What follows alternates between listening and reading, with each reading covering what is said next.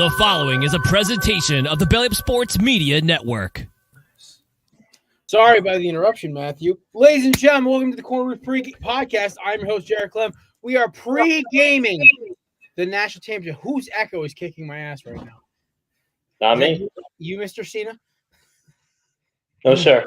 It might be me, honestly. I just screamed into my freaking microphone. It's all that hustle, loyalty, respect in me. Never give up. Never give up.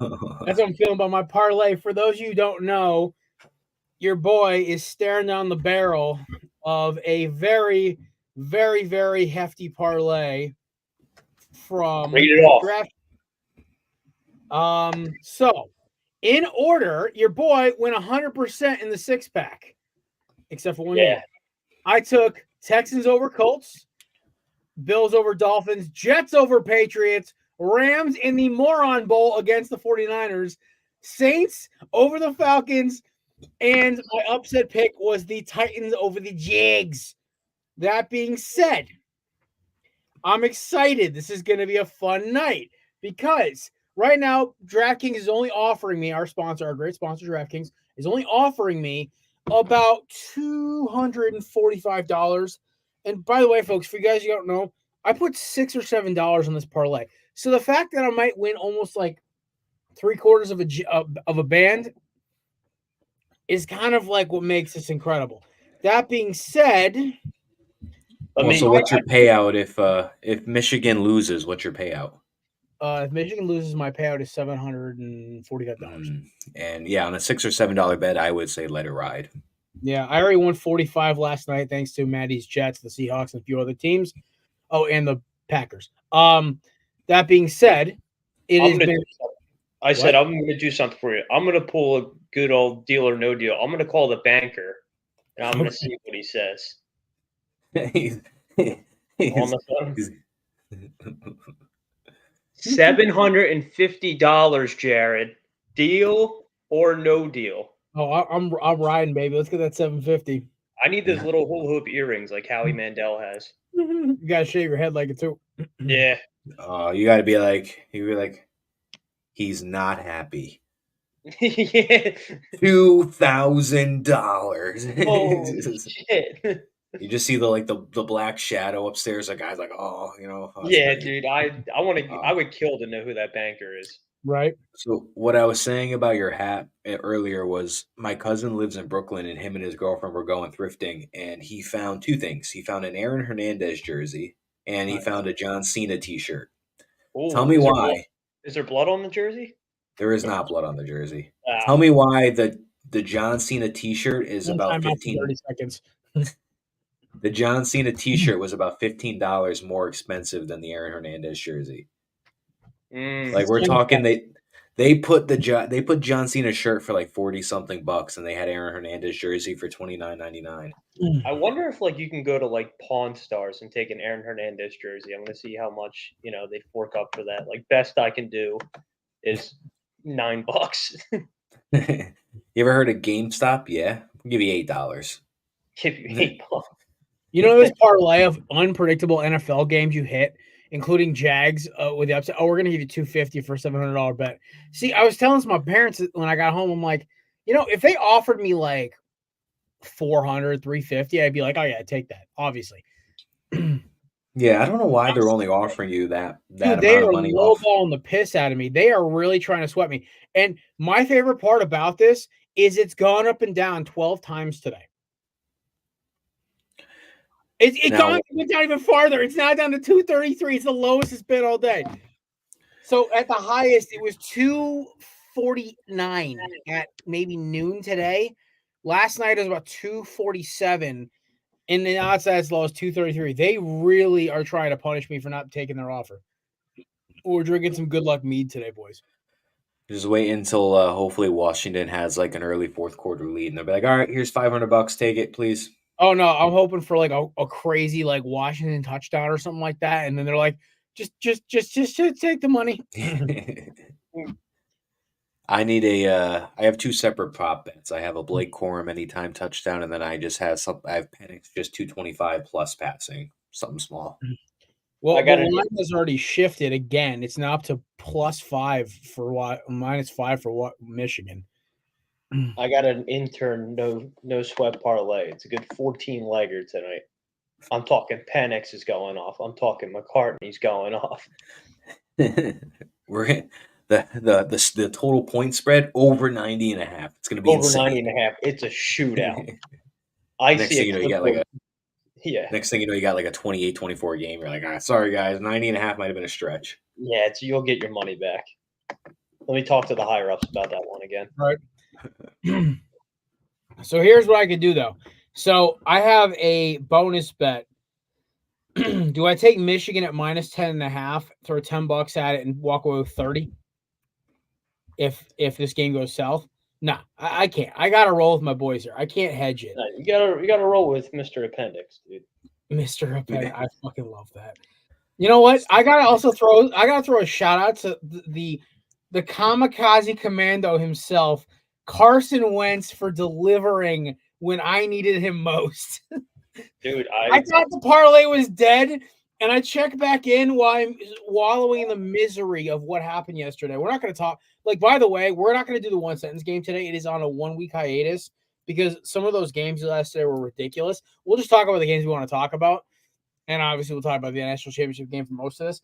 But my favorite part about yesterday was I look up in the middle of my misery, and I see Carson Wentz leading a game-winning fucking drive, and I'm like, "You crazy bastard, you do it!" Yeah, dude, he's It was pretty cool to see Carson Wentz back in the NFL, especially some fucking ridiculous throws. Yeah, I was gonna say, especially playing for the team that literally ruined his tenure at the Eagles. Yeah, but we won't get to that. And you know what Carson Wentz did? He called the Jets multiple times. They probably had on you know what they probably had, like the that text message notifications where you could like deliver quietly. Yeah, you see this in people's phones. That's what probably the Jets had on Carson Wentz. I don't know. It baffles me. It baffles me that like solid like backup quarterbacks are like, hey, like we want to play for you guys. You're the Jets. We actually want to play for you, and we're still like, nah, man, we're too good for you. What do we have to show that we're too good for to have Carson Wentz or Jacoby Brissett or Joe Flacco, as Lee said? Anyways, I'm going into a tangent, but anyways. Carson Wentz did what we wanted him to do, which was win, because we all want a Lions-Rams playoff matchup. That is what we're gunning for. That is why we were on the Wentz wagon this weekend. So now we got it. We got Dan Campbell versus Sean McVay, Jared Goff versus the whole team. And this is probably the one playoff game this weekend that I'm probably most excited for, because I'm looking for Detroit to just handle business. It's gonna be a very good, tough, close game. But I really want to see the Lions pull through in this one, just go off on a run. Yeah, Wildcard Weekend is like one of my favorite sports weekends throughout the whole year. And just to be honest, guys, I have a green and yellow hat to represent North Dakota State. Shout out Carson Wentz. I knew what I was doing tonight. But anyway, it's a Stafford versus Detroit game. Obviously, this has been circled on the calendar forever. Thank God this panned out the way it did. I'm very excited for this one. Is that the Saturday night game? So we'll talk about this a lot more when we do our first initial round. Oh, by the way, Thursday at Show Start, we will announce the rules for our Pick'em challenge for the playoffs. So as of right now, I think if Washington wins, I'm 4 points behind Matt for second place, 3,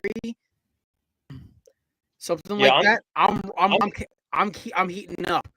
Yeah, I'm taking for Caleb Williams. Yeah, I've declared. I just put a big X over my name. I might do a celebrity phone call on Thursday. Call Kelsey. Yeah. I'll dial. I don't even have his. Yeah, you do have his number in the group chat. In the group chat, yeah, I forgot. Yeah, I'll call him. If he's not a guest on Thursday, I'll call him for one game. And if he fails, he has to give me $10,000 or we'll get bailed out for the rest of the year.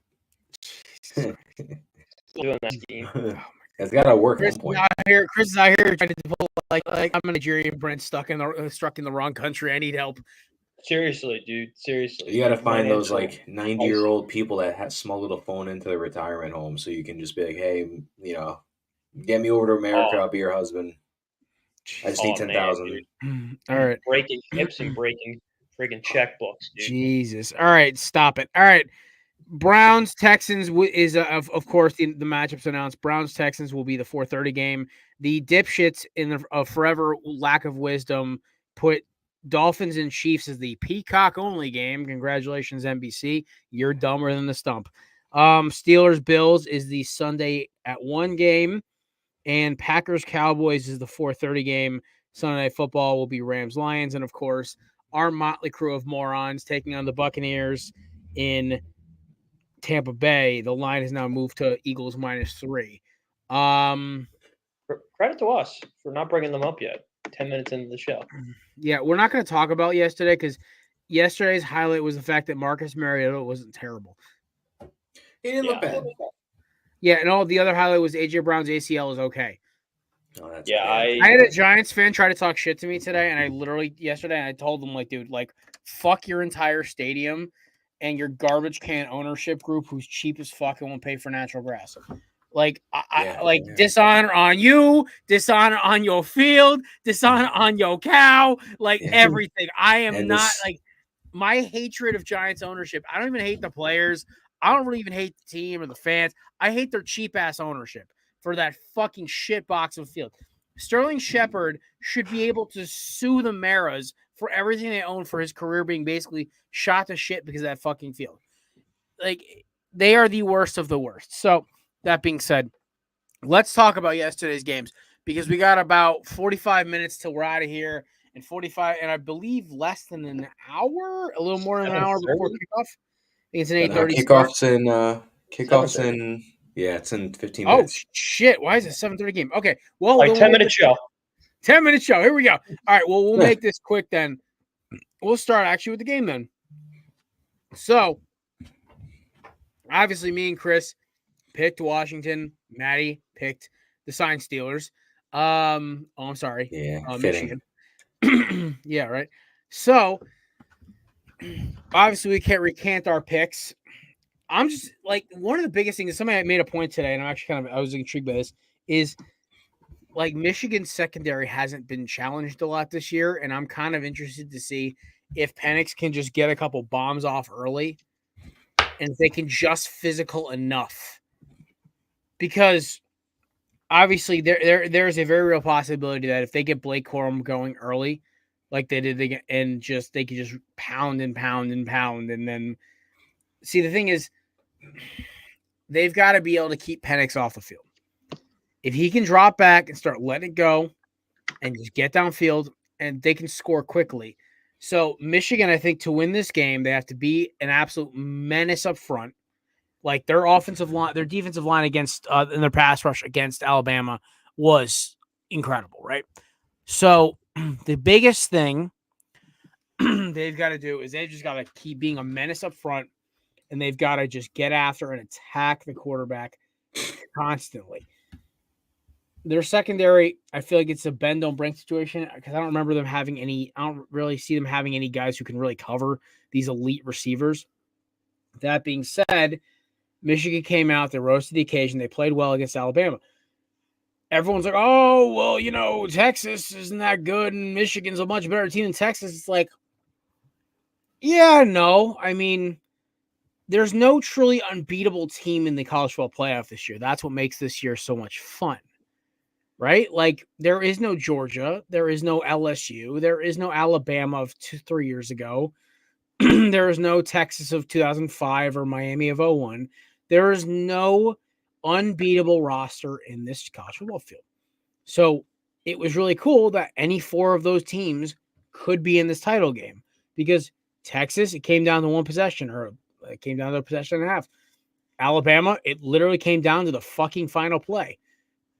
Michigan and Washington ended up both winning. So here's the thing. That's why this game is crazy. The fact is, it's only a 5.5 spread. It's 4.5 some places, 5 some. It's the fact that it's bouncing back and forth is hilarious. But that all being said, right?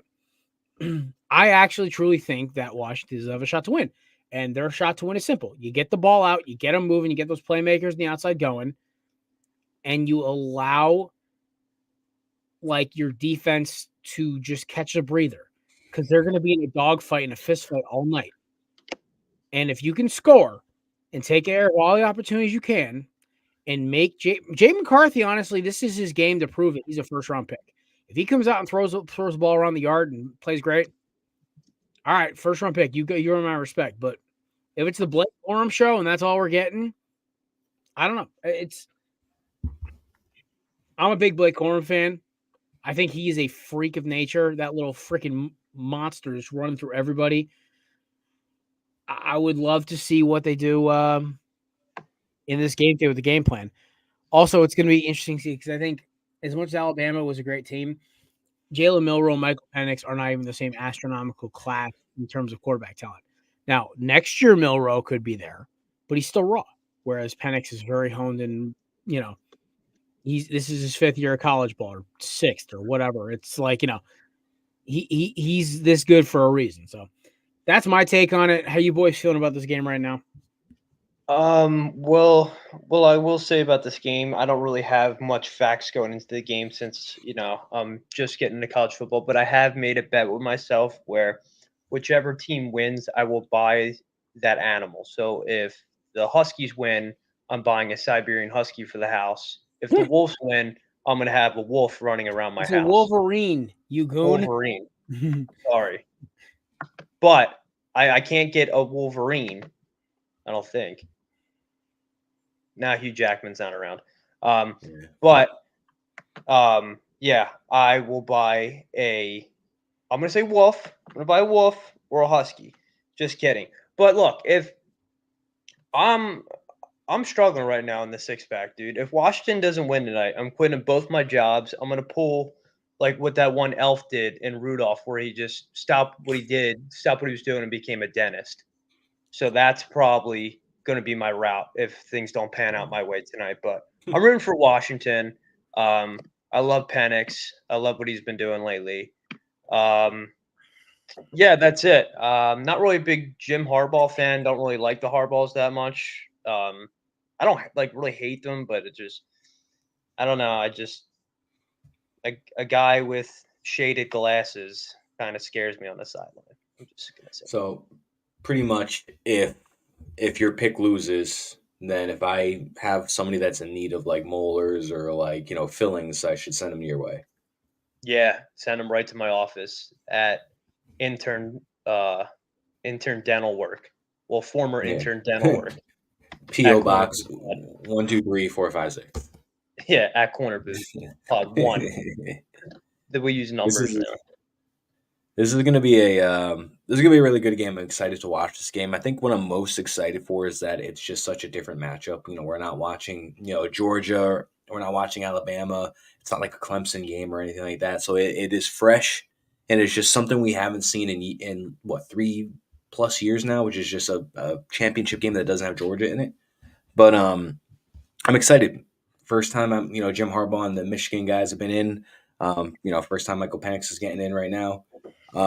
And it's going to be a good game, like I said. I mean, I expect J.J. McCarthy and Michael Penix to be on their A game and to have their best football going on right now.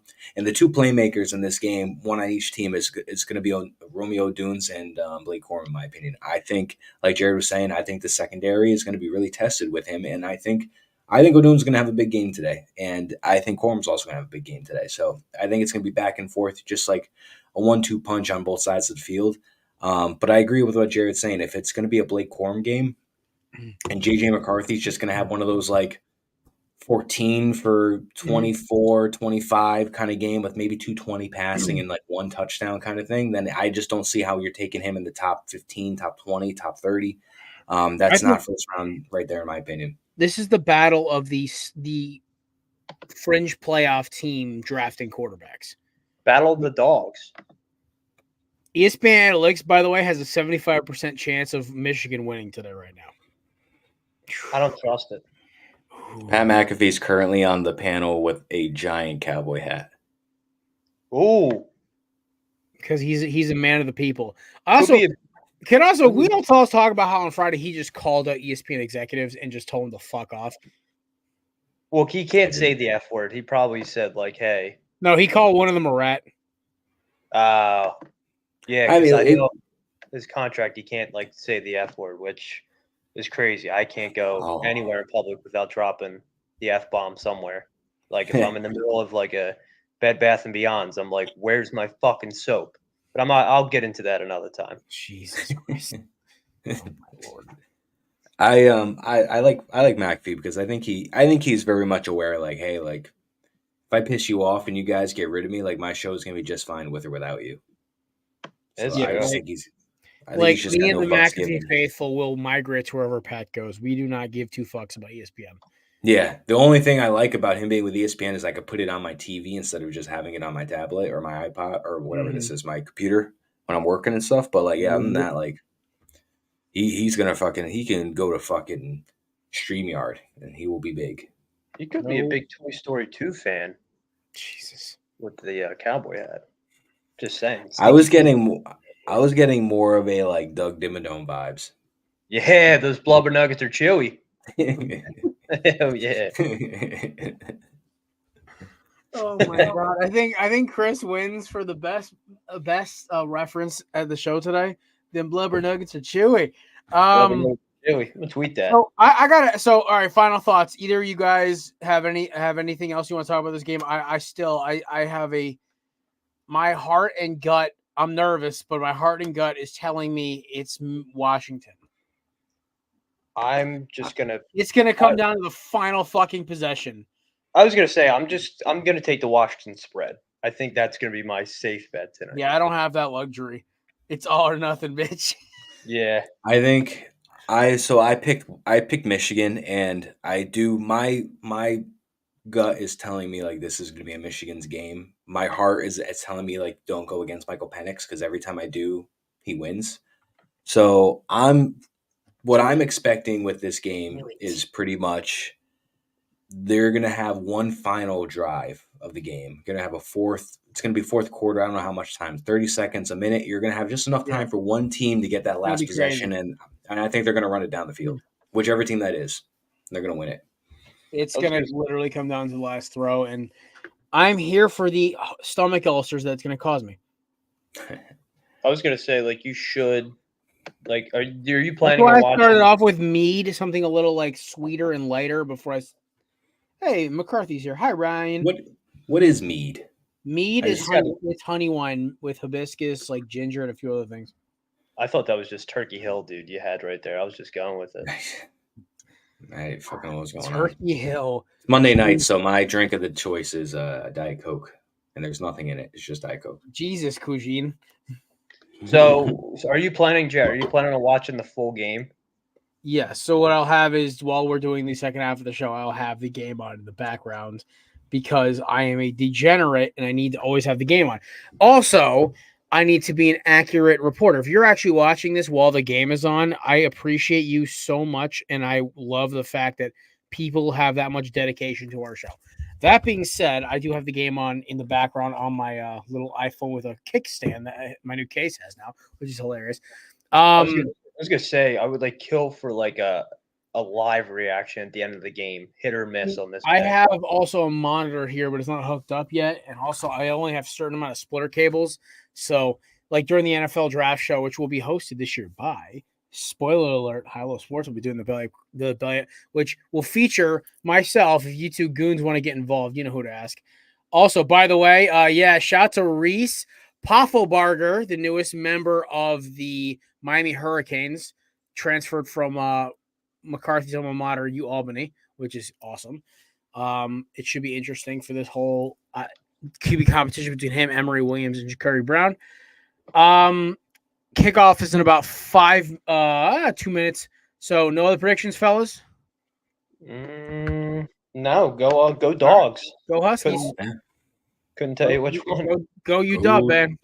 Go Wolverines. Oh, my bold prediction with this game is that Michigan wins and Jim Harbaugh. Fuck, which one is it? John Harbaugh. Jim. Damn it. Damn it, this Jim! is another thing. This is another thing. Identity theft ain't a joke, Jim.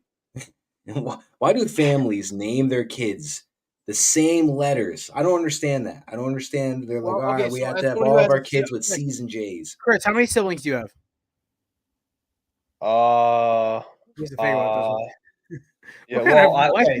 What kind So of I have, West Virginia house you live I was in, gonna boy? say, because I'm an only child on my mom's side, and on my dad's side, I have 2 half siblings. Okay, so I would say 4. I have 2 step siblings and 2 half siblings. So yeah, 4.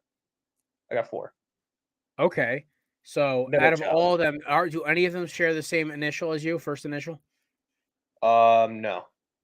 It's just the Harbaughs. Fucking Harbaughs, man. Yeah. So what I'm Yeah. trying to get at is the one that coaches Michigan, Jim. They're gonna win. Michigan's gonna win it all, and he's gonna leave, and he's gonna go to the NFL. This is A gonna be the year he goes to the lot of NFL. purple in that freaking stadium, man. This is Yeah. gonna be the year he goes to the NFL, and for 3 or 4 years straight, I've been saying I want Jim Harbaugh as my coach for the Jets, and of course, the one year he's probably actually gonna go to the NFL is when my team is like, we're gonna endorse Bobby Saleh. So I'm not gonna get Jim Harbaugh. Fair enough. You don't want Jim Harbaugh. He's gonna fail in the NFL. Yeah. All right. We got to talk about Jabbo and them Saints, man. Like, so if you guys are living under a rock, the Saints whooped on the Arthur Smiths and the Falcons, and it was hilarious. The Falcons, thank God, let Smith go at 12:01 this morning. 12:01, not 12:05, not 4 a.m., 6, 7, 8, whatever, everyone getting up in the East Coast. 12:01. Like, I got the notification as I was just falling asleep, and all I did was I just chuckled and rolled over. I don't like rooting for people's failure. Even if I do, like, it's only because it's better for both parties. Here's the thing. Arthur Smith is just a douche. Like, he's just a doofus.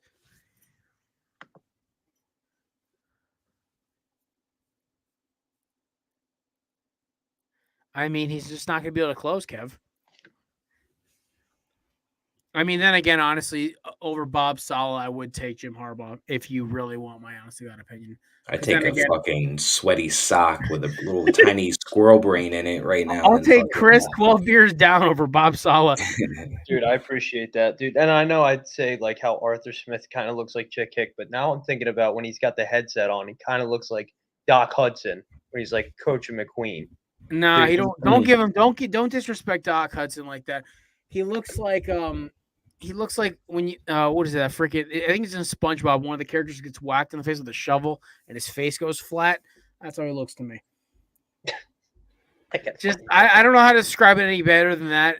Also, just the Jim Harbaugh walking around with like the receiver gloves on, catching balls, just cracks me up. I was about to say I don't think I've ever seen him without tan khakis on. Yeah. Uh-oh. Maybe he does. See, also JJ McCarthy to me just looks like a really cheesy Disney villain. Yeah, he looks like he's from like the one, like he's like the next Incredibles villain. No, he looks like when like they're doing like a Disney Channel sports movie, and he's like the star player for the rival bad guy team. He's the angry linebacker, or the overly cocky quarterback. Yeah, this is Dak Zebo. That's too funny. I'm trying to think of like an evil name for him. All right.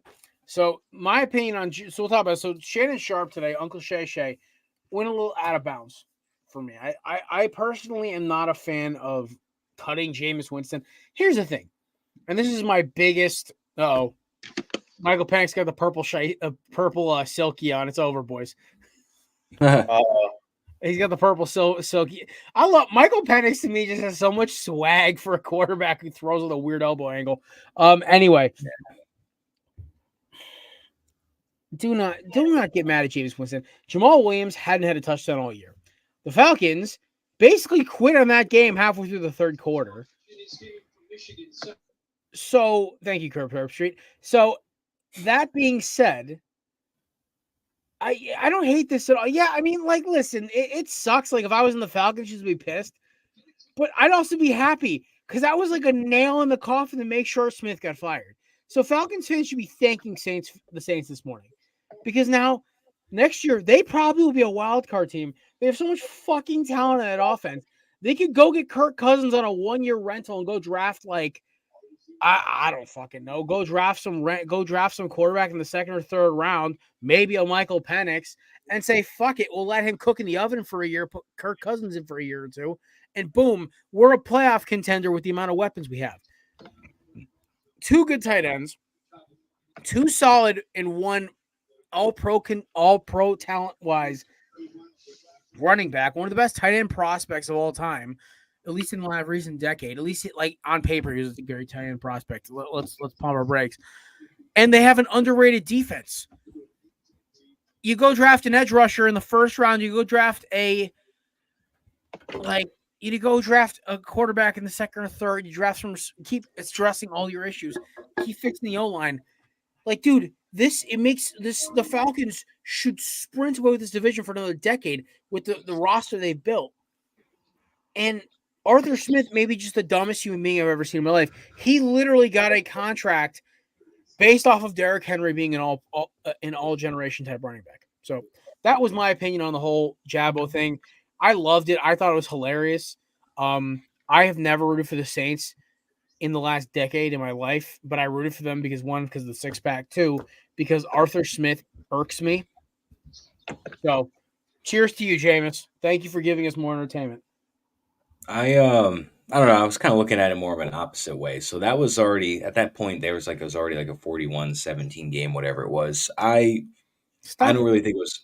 I don't think it was necessary. Like the game's already won. There's no need to pile it on. To me, I was like, that is kind of disrespectful. If I was the other coach, I'd be pissed too if that happened.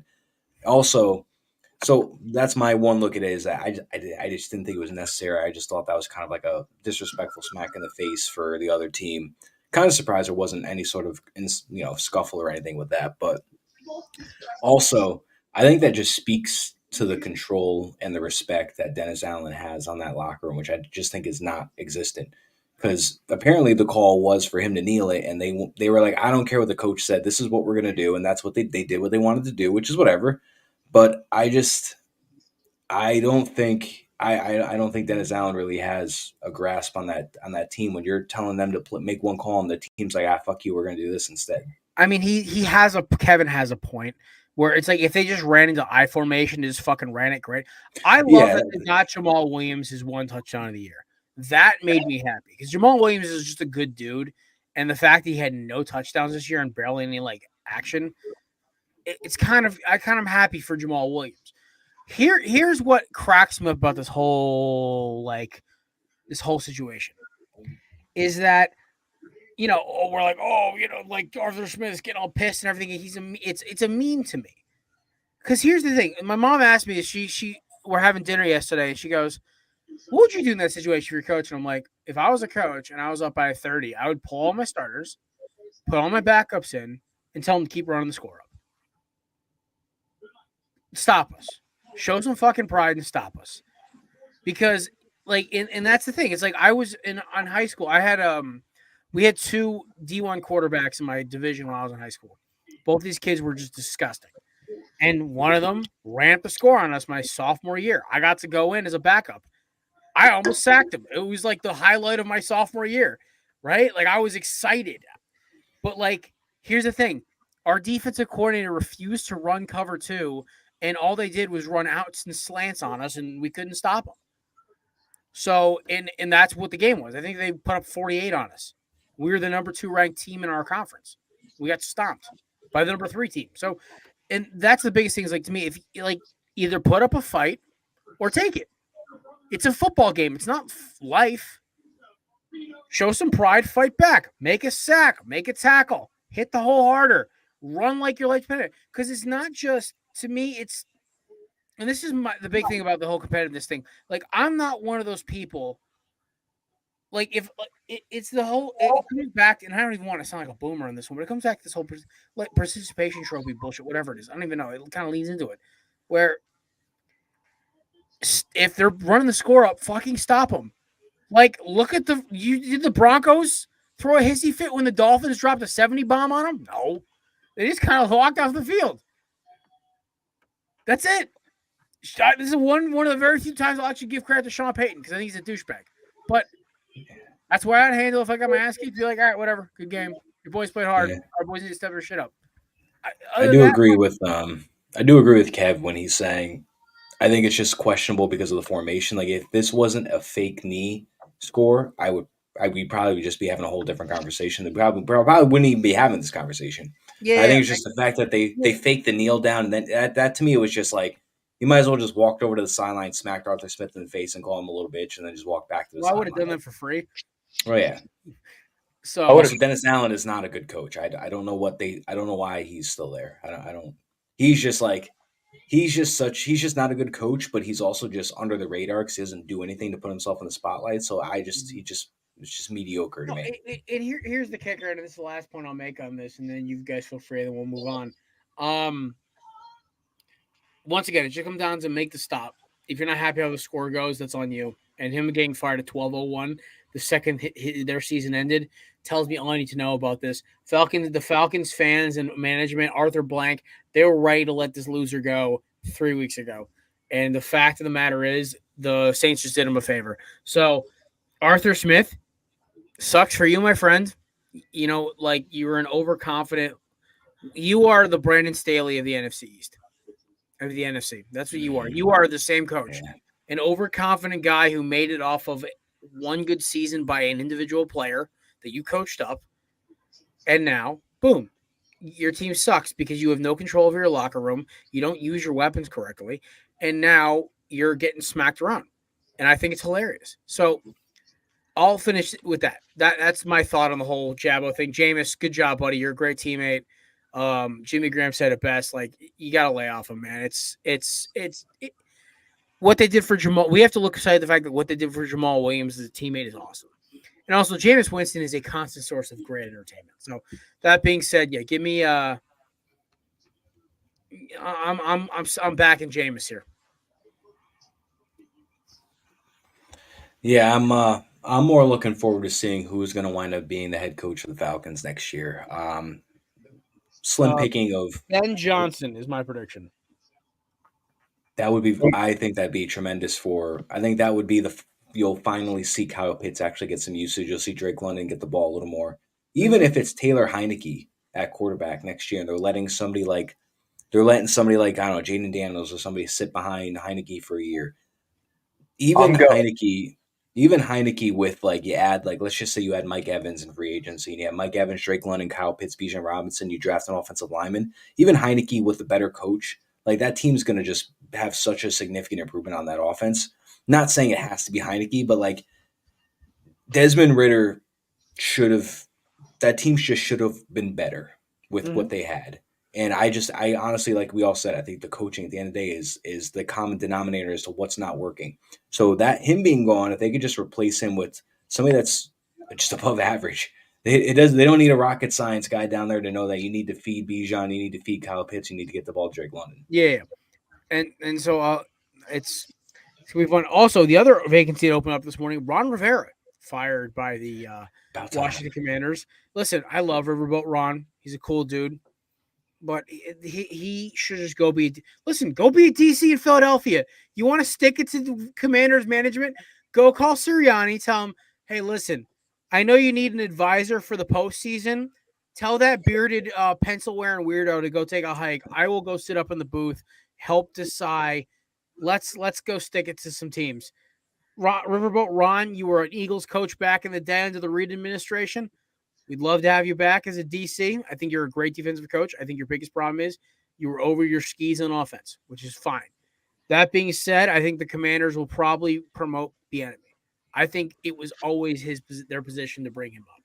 I think he'll be the next coach of the Washington Commanders, or Deadskins, or football team, or whatever they're going to be. The District of Columbia's athletic club. I don't know. We should make like a bet on what their next team name's gonna be. The Washington Fanatics. Oh my God. That kind of sounds nice. Like the old WWF logo. Washington Fanatics. All right. We should get their list of the Washington Fighting Bidens. Oh boy. Washington. I feel like they're gonna have like one of those like high school team names, like the Wildcats or something. The Washington Warriors. Washington. That's not that bad. The Washington Hulksters. Oh, I'm trying to think of something crazy. What goes on besides? I don't know. I'm struggling with the name here. Usually I have something off my head, but the Washington Dill Pickles.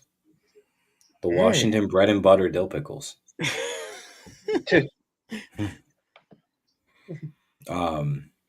Smigglesworth Field. Yo, actually, Kev's got a point here. I love this. All right. Fighting Bidens. Oh my god, that's great. Okay, so we have to talk about the elephant in the room because Maddie, you must have been the happiest camper in the world. You said the streak is over, buddy. Yeah, you know what? It's fitting because it was win-win for the Patriots. They either beat us and the streak continues and they just let us know, hey, did you know? Fun fact, we've beaten you 16 times straight. Yes, I do know. Fun fact, I know that answer. And then we win and they get the third overall pick and they essentially, we would assume the Chicago Bears probably holding on the fields at this moment. I think they will. Them going, let's say Marvin Harrison or something. I just think that they're going to have the quarterback of their choice at 3. Whether they're going to be able to take May, and if they can't take May, they'll take Williams, and if they don't want Williams, they'll take Penix. So essentially, the Patriots are going to have the pick of their quarterback at 3. So win-win for them. You could say lose-lose for us. We go from the 5th pick to the 10th pick. I don't give a shit. I wanted to win this game. I am ecstatic. Trevor Siemian is our savior. Who would have thought Trevor Siemian would have been the guy? Not Zach Wilson, not Aaron Rodgers. Trevor Siemian would have been the fucking guy to snap this streak for us. So I'll take it. The only reason why we won this game was because of Breece Hall and Breece Hall only. We didn't do shit besides give the ball to Breece Hall, and he just did his best not to slip and fall. So I'll take it. Win's a win. The season's over, but it's just a big relief, weight off your shoulders to finally just not have to fucking hear I haven't beaten a team since 2015. Yeah, I only took the Patriots this past week. I was actually going to take the Jets, but I only took the Patriots because I was dealing with a little sinus problem. I did sound like a lot of the people up in New England. They all sound like they have that like sinus infection, sort of thing. But we won't get into that. It was a good win for the Jets. What a way for Bill to maybe end his coaching career in New England is losing to the Jets at home. But I'm really I know we've been talking about this recently for like the past couple of shows, but I'm really curious to see what he's going to do next. I'm telling you, Chargers. Going Chargers. Yeah, I agree. I'm going to go. And even with the law, only because like I don't get Bieniemy. Yeah. Yeah, because also because like Bieniemy, it would make sense. The problem is you got to deal with Philadelphia and Dallas for the next decade. Oh shit. Washington just came out the block and just knocked some dude's head off. Oof. Oh, you're ahead of me. You're probably at the game. I'm on 5G plus, so basically I'm going full tilt right now. I don't really see a better destination for Bill besides the Chargers, just because he's going to go into a Chargers team. So much sense.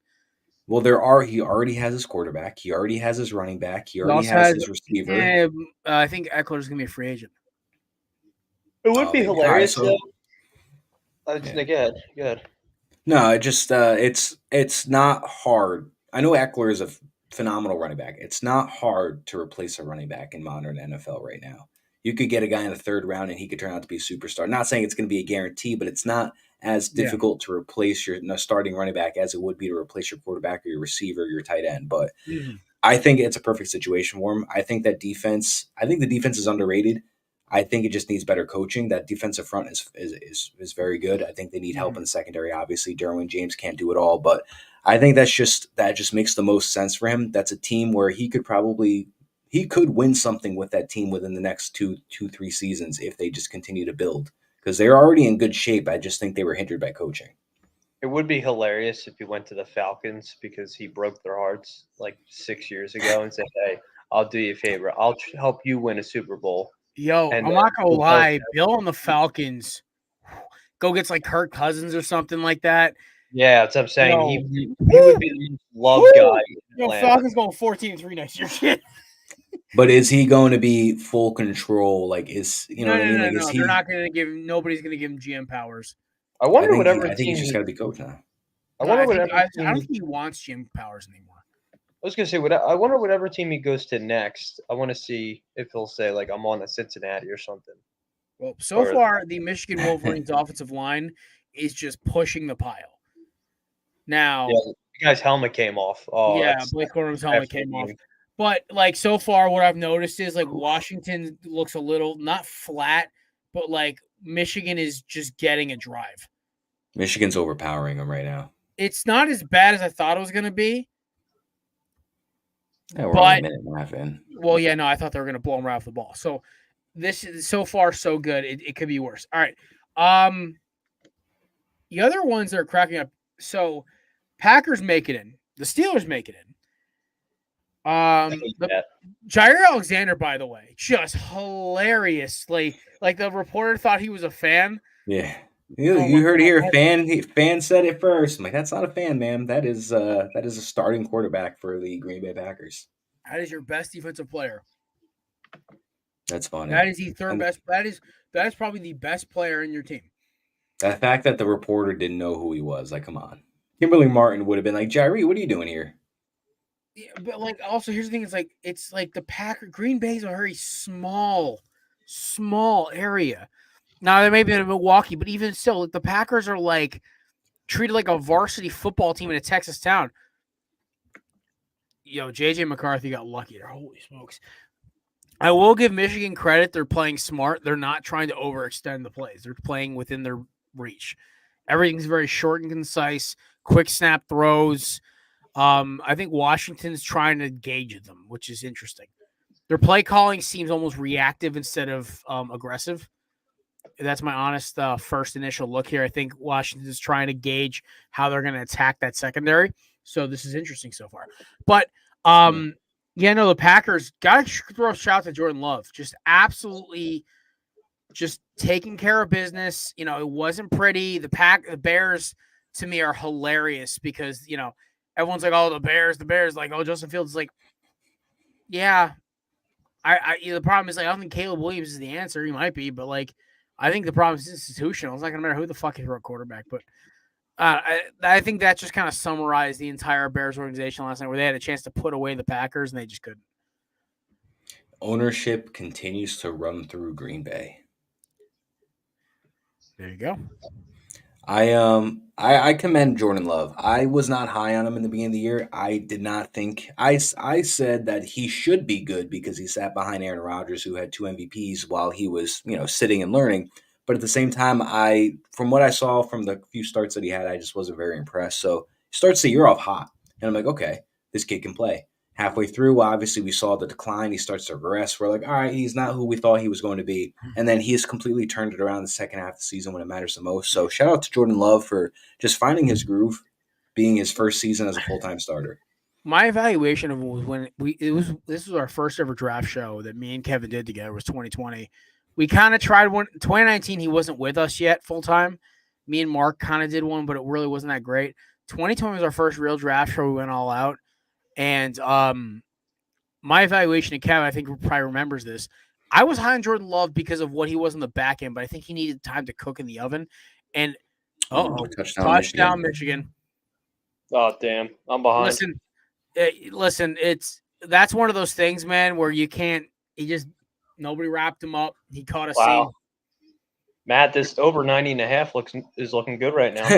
It's a no sweat. You know what? Listen, if you don't hit, like, if people don't like tail me tonight, like they're gonna regret it. Listen, that safety got sucked in. It happens. What are you gonna do? This game's gonna be high scoring. 90.5. We're not crazy. Yeah, right. We're not nuts. All right. But last thing, the Packers. I think Packers Cowboys is gonna be fun, man. That game is gonna be fun. I'm here for it. I think the Cowboys will win. That's my early prediction. But I think the Packers will make it interesting.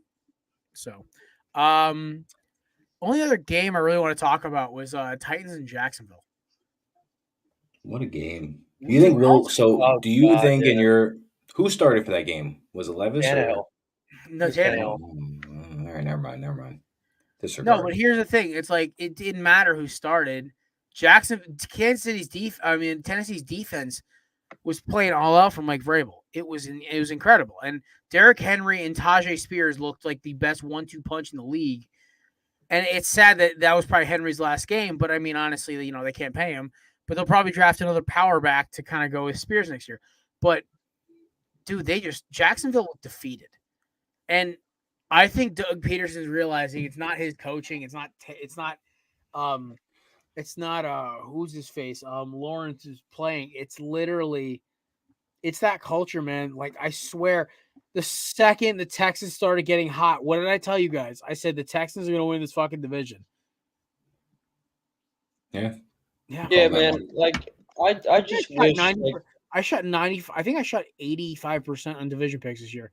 The only ones I missed on were the NFC East and the AFC East because I picked the Dolphins. Oh, and the no, that's it. That's the only ones I missed on. Everything else I hit.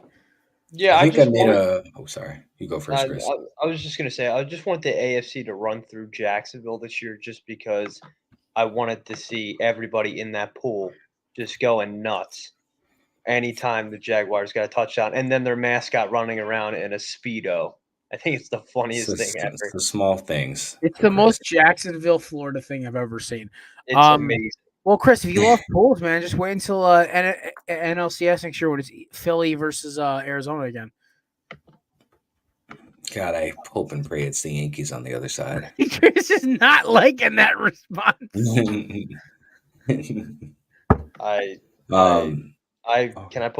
I put you in timeout? Nope.